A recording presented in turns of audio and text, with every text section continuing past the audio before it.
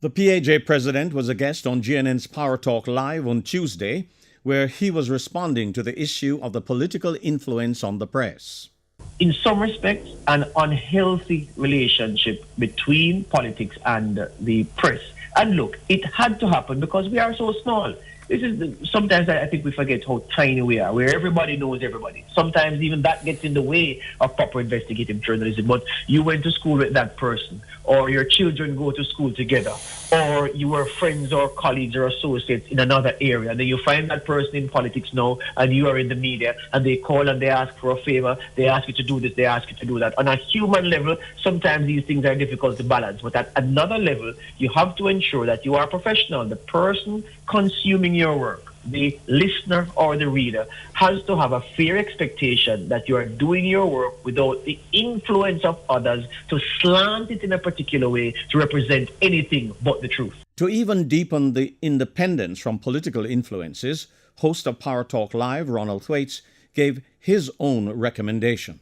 I would like as many of the media houses as possible to be, particularly those with newsrooms, to be listed on the stock exchange, to democratize the ownership and dilute the likelihood of influence in an untoward way. What would you say?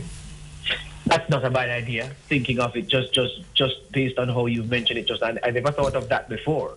Of junior stock exchange membership, I'm sure you want to start with for the size entities that we are talking about. But right.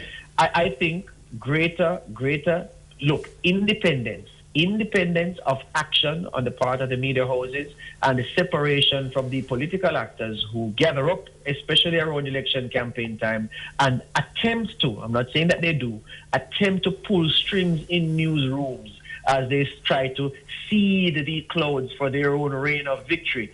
I think any idea to hedge against that is welcome. But what can the Press Association do to find a solution? The PAJ has to remind members, why are you in the business that you are in?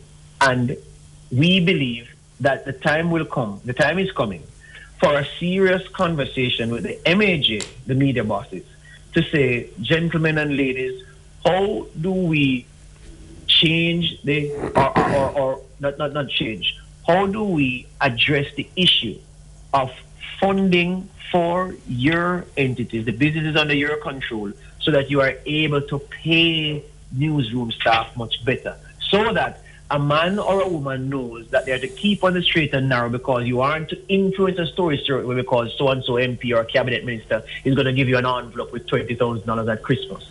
That is the reality of the situation, and that's a conversation we look forward to having with our media bosses.